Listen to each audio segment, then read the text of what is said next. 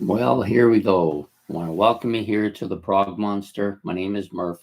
I am the host of this show, a show dedicated to progressive rock and other forms of rock music. So it's my live stream, of course, 1970s hard rock ranking. So I've decided we're going to do BTO after all. I actually went online and purchased the 4 albums I didn't have. I've been looking for them for months and just never find them anywhere. So I just went to decide to purchase them for the show. They guaranteed me they'd be here for tonight, but of course they aren't.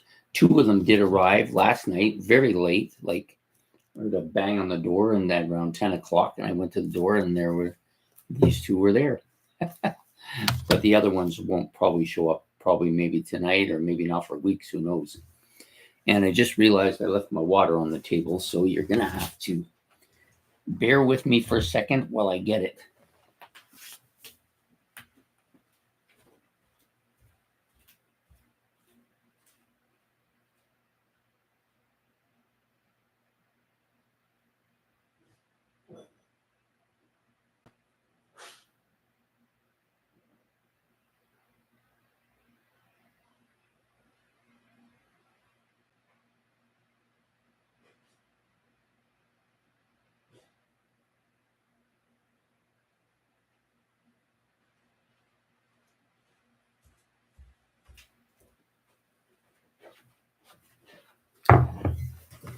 I have returned, like Napoleon, returned to Waterloo, right?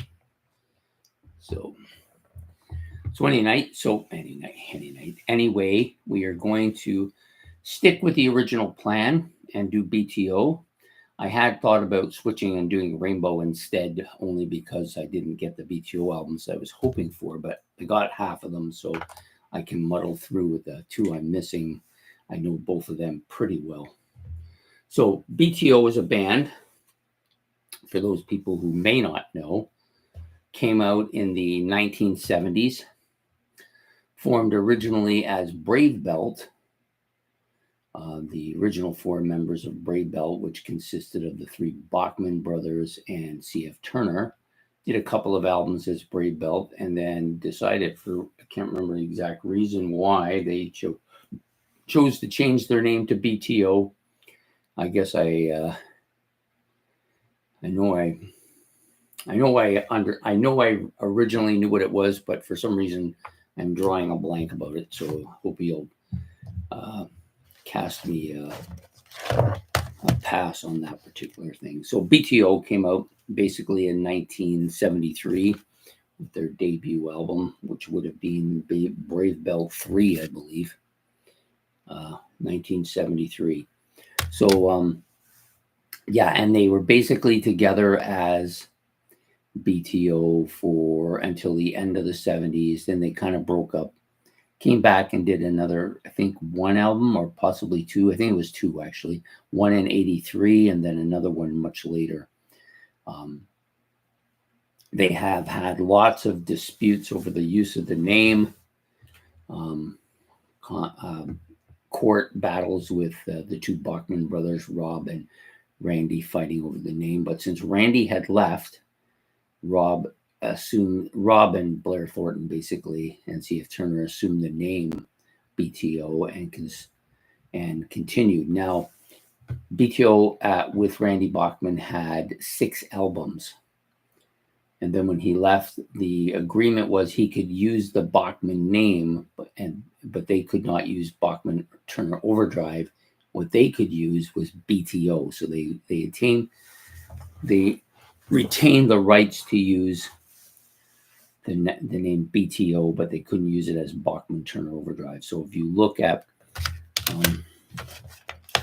the 2 albums here, that this is a 2-for-1 digital. So you got BTO Street Action and BTO Rock and Roll Nights. Both are using the logo BTO here and here, but they didn't use Bachman Turner Overdrive because they had agreed to not do that. So anyways, so that's what happened with BTO in the 1970s, and we're going to rank those eight. They had 8 studio albums, 8 in total, 6 with Randy, and then 2 with Jim Clench, originally of April Wine, which he came on to join them in their last 2 albums of the 80s, Street Action, and this dual thing here. He took over bass and vocals and moved C.F. Turner over to rhythm guitar and vocals. So the 2 of them dominate the vocals. So we're going to talk a little bit about the albums first, and then I'll give you my ranking towards them at the end. So we're going to do this kind of chronologically.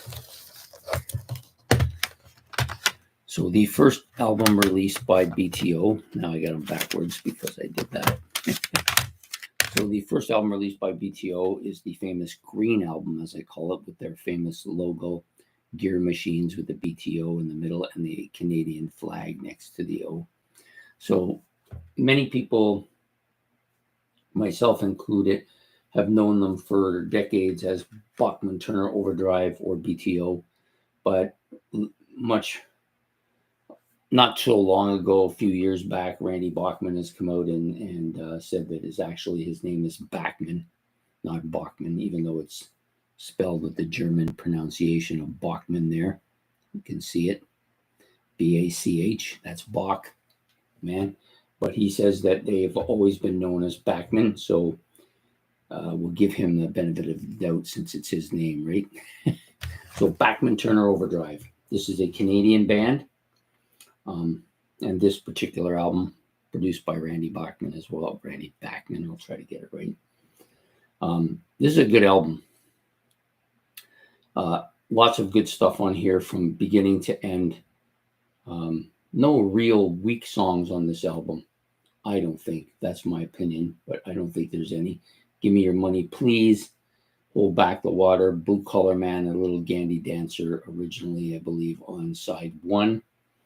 With Stay Awake All Night, Lay Down and Out Man, Don't Get Yourself in Trouble, and Thank You for the Feeling on the backside. It's a strong album. Doesn't really have that well-known big song by them on this album.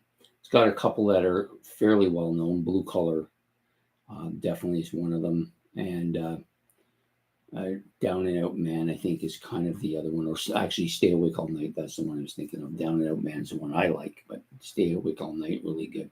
But there's no real major hit on here. Now, Give Me Your Money, Please also got quite a bit of radio play as well. But, no real big hit. But this top to bottom is a pretty strong album. The next album out was Bachman Turner Overdrive 2, or was this Brave Belt 3? I think this is Brave Belt 3. I think Brave Belt only had the one album.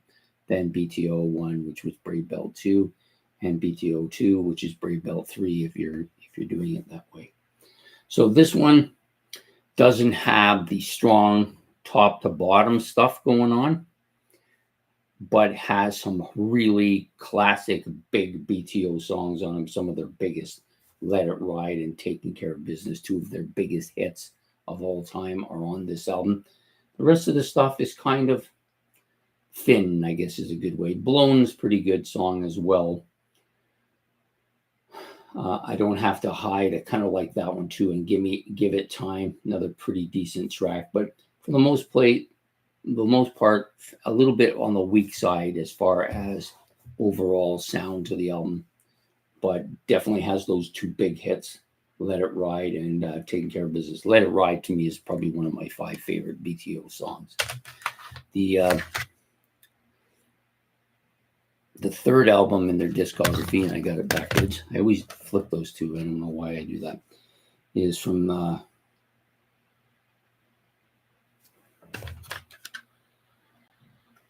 so those first 2 are from 73. This one says it was from 73 too, but that is not correct. That is not correct. I believe this was from 74. I don't know why it says that. It clearly says it here on the back. You can see it. 1973, but that's not true.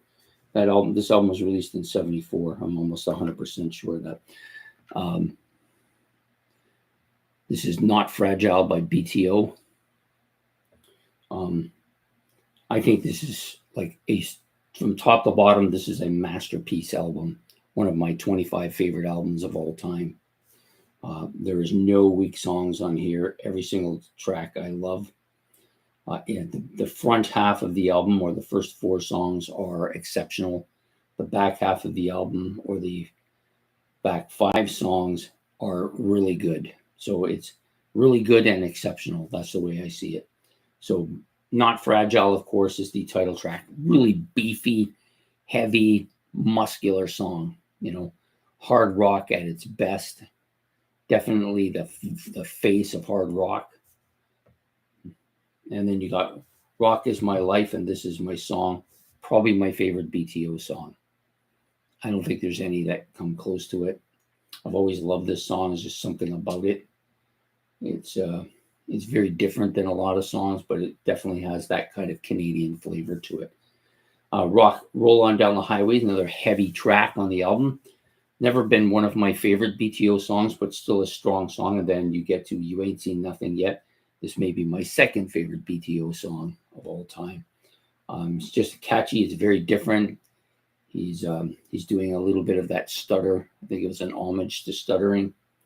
Or actually, yeah, I think that might be right. I think it's a stuttering thing. And then you've got the back 5 tracks here, or the flip side of the album, which is also very good. You got Freewheelin', Sledgehammer, just an absolutely killer, heavy, beefy, just muscular guitar sound to it. And then you've got also CF Turner's like a really gravelly rocking voice. This is a great combo. Blue Monin' and Secondhand, these are both really catchy songs. Blue Monin's a little bit more on the heavier kind of almost bluesy sound to it. Just a heavy, beefy song. Secondhand is more of an up-tempo, faster-paced, catchy track. And then Giving It All Away, very similar to Secondhand. I think they're both pretty similar songs. Just a absolute killer track. I love the album cover as well. It's kind of they gave it that title because of Yes came out with that album Fragile. So they came out with Not Fragile, meaning that stuff. So yeah, that's their third album. Fourth album. I like this album a lot. This came out in 75. Some of the tracks on this album were leftovers from Not Fragile, but still a very strong album. I don't know if it's top to bottom as strong as that Not Fragile, but it doesn't really have any weak tracks to my way of thinking. 4-Wheel Drive, very reminiscent title track to Not Fragile, which is the title track on here. Both coming at the very beginning, both heavy, both beefy, very catchy tracks. She's a Devil, this is heavy. Hey You, another great track. Really catchy, was on the radio all the time.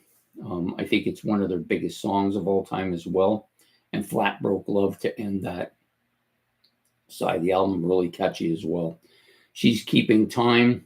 If you flip the album over now, She's Keeping Time, another beefy song. Quick Change Artist. This was the very first BTO song I ever heard. It still has a soft spot for it. It's kind of heavy, but different than heavy than the others. Randy on vocals here. Okay. Lowland Fling, decent track. And Don't Let the Blues Get You Down. Yeah, another heavy, beefy track. So 4-Wheel Drive, to me, lots of similarity between the two. This one maybe just didn't get quite as good material, but still pretty solid. Then we're going to move on to the 2 albums that were supposed to come. There's 4 of them supposed to come. The 2 that didn't come, I will talk about now. The first one is called Head On, picture of Randy Bachman on the cover of the album. This is a pretty heavy album too. Yeah, to me, it's kind of the end of the heavy era for BTO, at least the original BTO, or if you prefer, the classic members of BTO. So you had lots of pretty strong stuff on there. I found it a bit on the beefy side. It's not as heavy as the previous two albums, but still pretty heavy. That's the album I believe has Down Down on it, which is a really good song. I like that quite a bit. Could be on Freeways, but I think it's on that one. The next album up, which is their sixth album, that one came out in 75. This one came out in 77, which is Freeways. Much poppier sounding. By this time, they've toned it down a bit. And I think part of the reason why it's poppy sounding is because almost all the stuff is sung by and played by Randy Bachman. This could have been a Randy Bachman solo album. It does have some good tracks on it as well. Not super strong album. I think it's the last one to have a hit, or was that Head On? I always get the two mixed. Anyways, one of them has Take It Like a Man and Looking Out for Number One. I believe that is the Head On, and the other one is the first one that really didn't have a big hit single for BTO. Yeah, that's it. Now I got it right. Yep, that I remember correctly. So it's a bit of a bubblegummy type album. It's not terrible though. It does have some decent stuff on it, but I don't think of it as being really in that classic sound of BTO. It's kind of a bit of a what we would call a weak sister.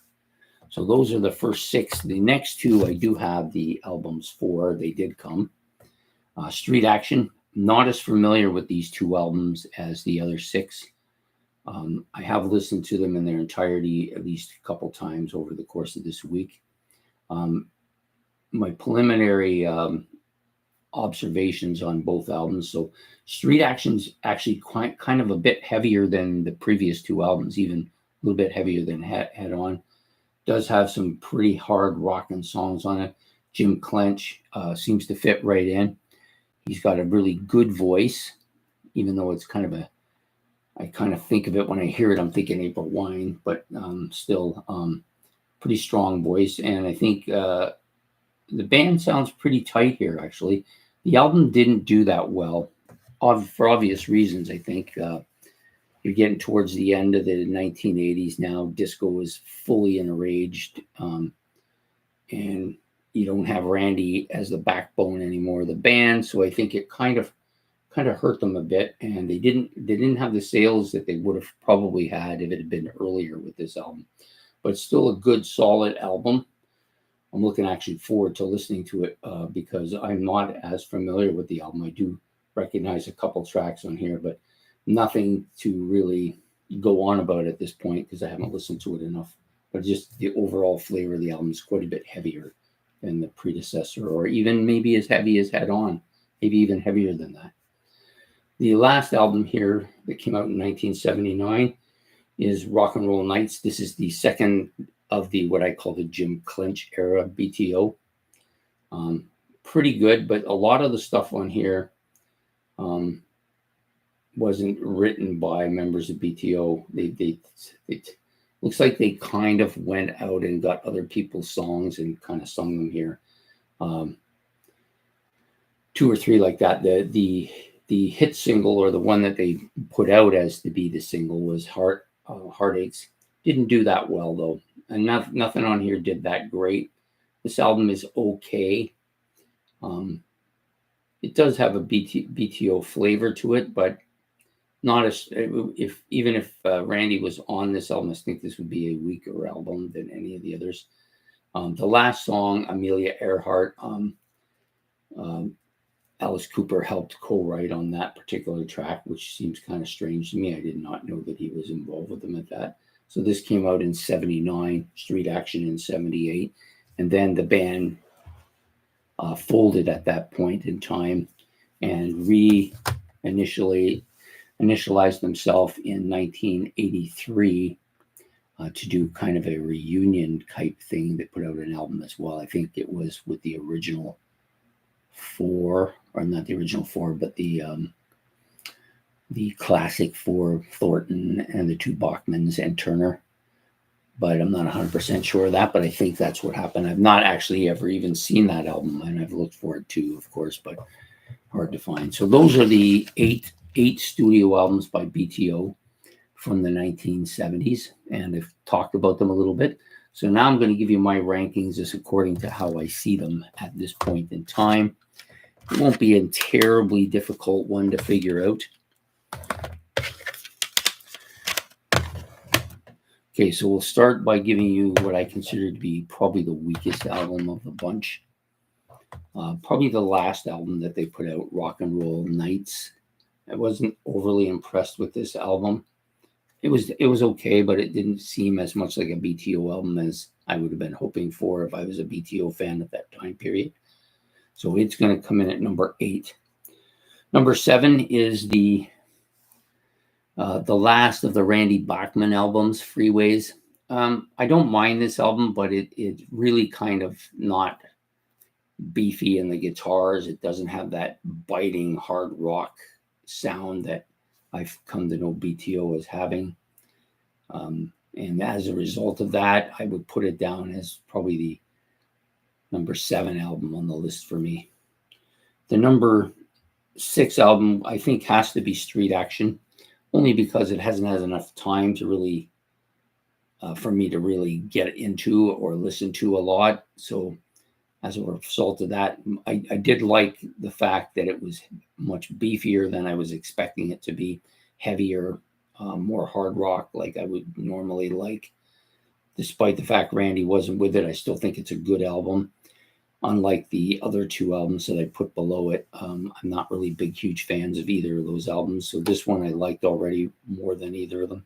So Street Action coming here at number 6.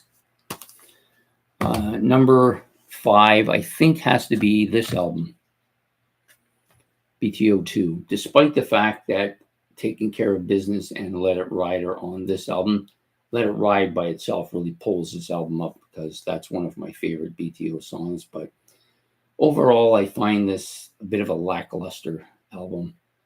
Yeah, it's got a couple of tracks on it other than those 2 that I think are decent, like Blown and Give It Time. I think are both pretty decent. And it's kind of the last one with Tim Bachman on it as well. Sorry, I need a drink here. But overall, I find this not to be it's not an album I go to much for the BTO unless I really want to hear the whole thing, which I seldom don't and seldom do. Okay, the next album up, so that would be my number 5. Number 4 has got to be Head On. It's got that classic BTO sound. It's heavy. It's beefy.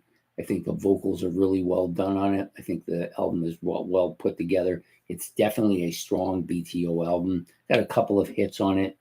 Looking Out for Number 1, which is kind of that song that BTO was known for doing once in a while, kind of jazzy feel to it. I don't mind this though. I've always kind of liked this song. I've been listening to this song since probably the late 70s and early 80s. And the other track on there, of course, Take It Like a Man, really heavy, beefy, definitely sounds like a BTO song. Got quite a bit of airplay as well. Pretty strong album, I think. So for me, I'm going to put it number 4. That leaves the final 3 spots now. So for me, number 3 has to be this one, despite the lack of what we would call hits. Not a lot of hits on here, but overall, this album is really strong from top to bottom. Blue Collar, great track. Give Me Your Money, Please. I love it. Hold Back the Water. This is a very good deep cut for them. Little Gandy Dancer, kind of a quirky song, but I do like it. I like the guitar part in it too.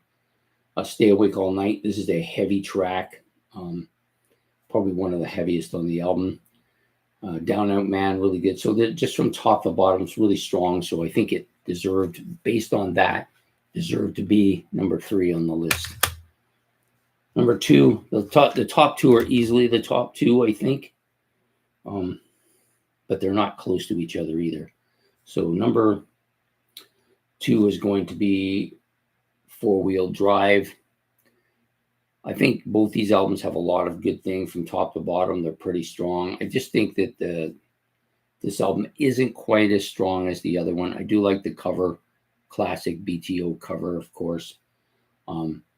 This one has some of my favorite BTO songs on it. Hey You, Quick Change Artist, Four Wheel Drive, all great tracks. It's got some other stuff on here that's pretty decent too.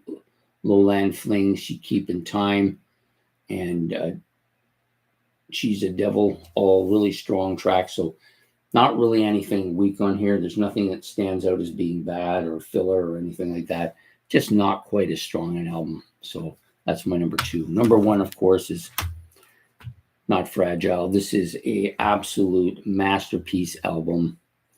Top 25 album of all time for me. It's actually done better in recent years than it did in previous years, and it did very well then. This album has to be played at maximum volume if you can.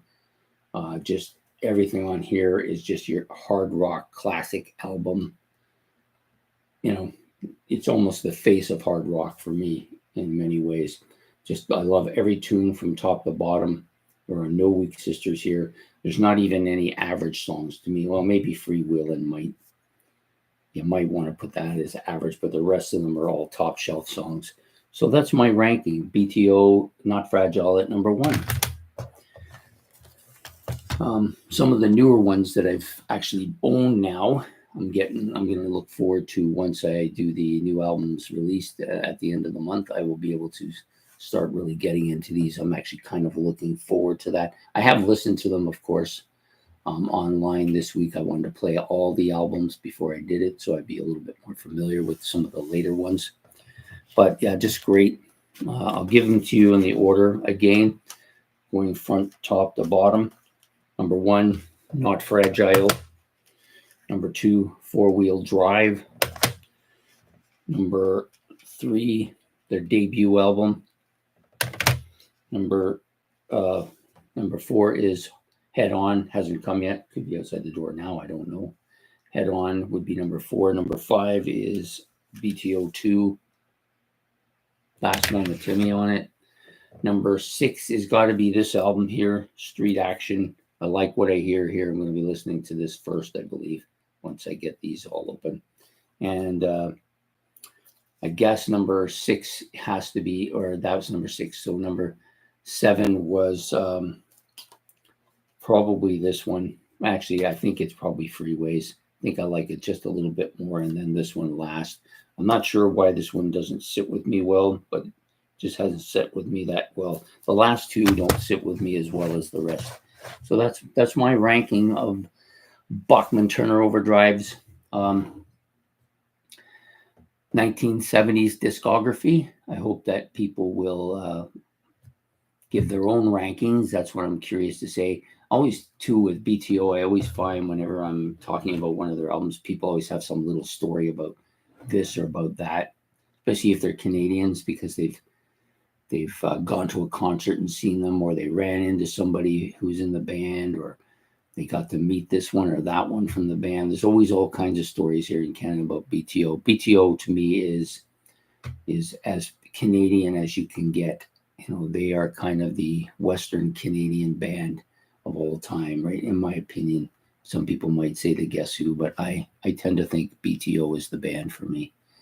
Anyways, I hope you've enjoyed this episode. I thank you for your time and consideration. Please don't forget to hit the like and subscribe. And if you want, you can put your own comments in the comment section below. And we will be back next week. Next week, we're going to be doing Hammer of the Gods again. Haven't got a topic at this point in time, but I will announce it when I do the show on Sunday this week, and we'll have a new topic for that then. Anyways, I hope to see you all then. Have yourself a good evening. Goodbye here from Prog Monster. Take care and goodbye.